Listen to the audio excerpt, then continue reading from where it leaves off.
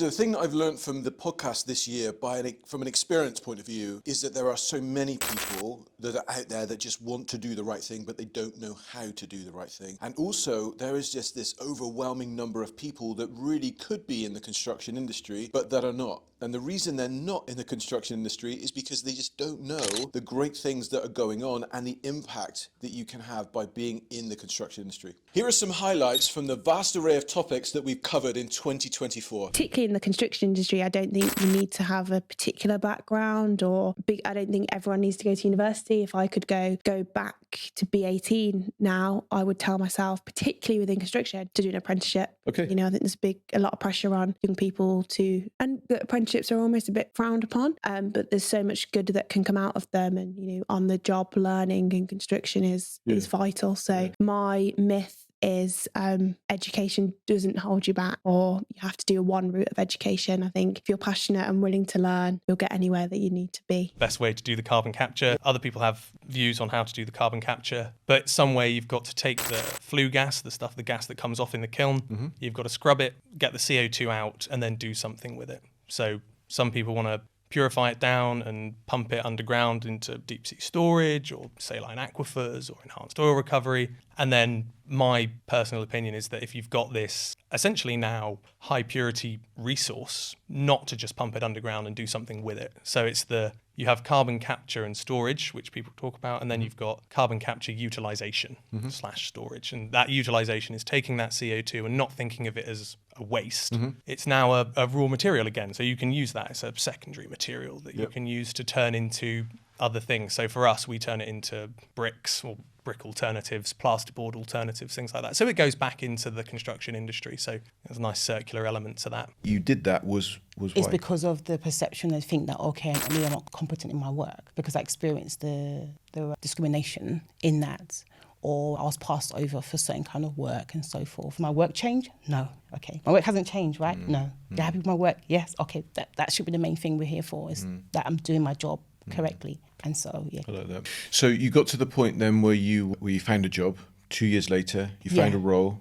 That was through support? So that was literally on the day that I secured my PhD. I was at the train station, Paddington Station, and I got a call through from an agency saying, look, Nkechi, there is a job for you.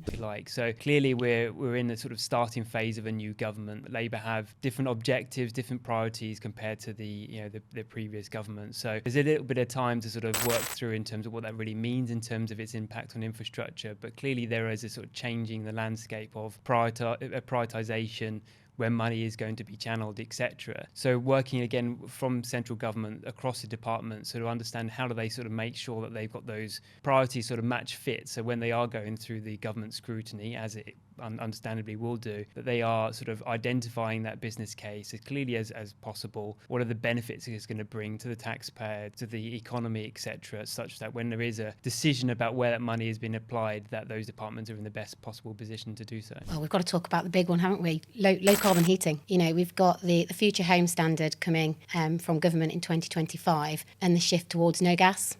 That's probably the biggest challenge the industry is facing at the moment, and everyone's working towards it. And I think something that's really, really interesting is historically developers worked in silos. They're our competitors. Let's not work together. We worked against each other. We are not seeing that. There's been a huge cultural shift change in the last 8 to 10 years.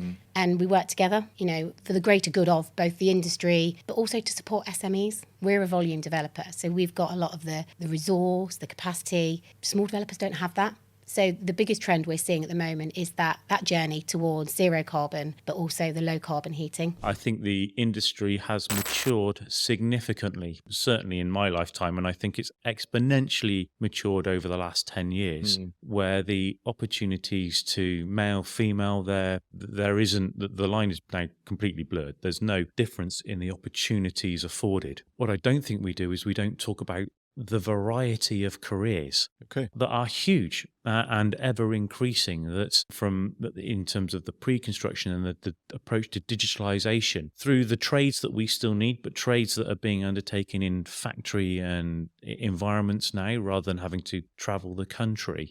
It really is such a diverse, exciting, for me anyway, industry where you can go and be almost whatever you want to be, to whatever particular niche of interest you have. The need to experiment.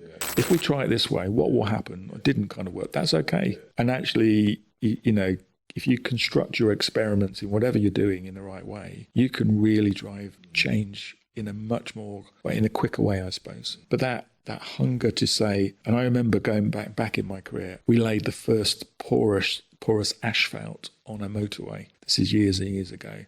Really didn't go well. I think it was down just for a few months, but and that didn't work, guys. But it was a really good experiment, and I kind of forgot about that if you're trying to make change happen, sometimes you have to be courageous and you have to take risks. But actually, if you get it right, those risks really do benefit, but you need to control them now to make sure that in the corporate environment you're working, that you're kind of getting people to buy in, to get them to sign up to what change might look like, and is the organisation you're working for the change agent that will make something happen. I got news that a number of people are going to be made redundant, and we had 3 waves actually, and the third wave, I was caught in that.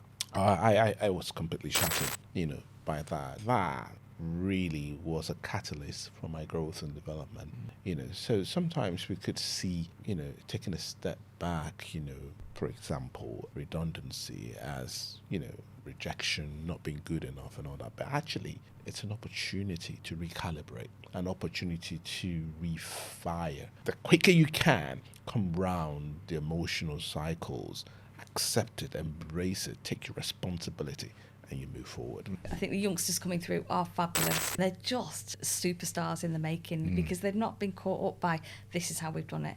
They're full of fresh ideas. They're not going to put up with the culture the way it's been.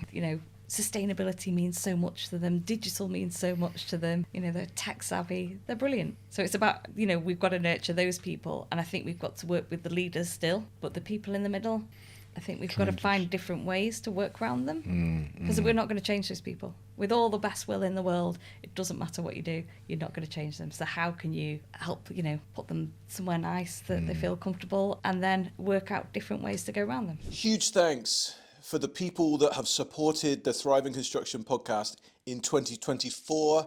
This our first year. We've just finished a networking event, which has been absolutely fantastically well attended, and also the participation has just been outstanding. But to you, the viewers, and to those people that are listening, I just want to thank you from the bottom of my heart for helping me to raise the voices of the people that are in the construction industry, doing so many great things in the industry, making a difference to the world. I look forward to 2025 and hope that not just your continued support, but also welcoming other people to the Thrive in Construction community.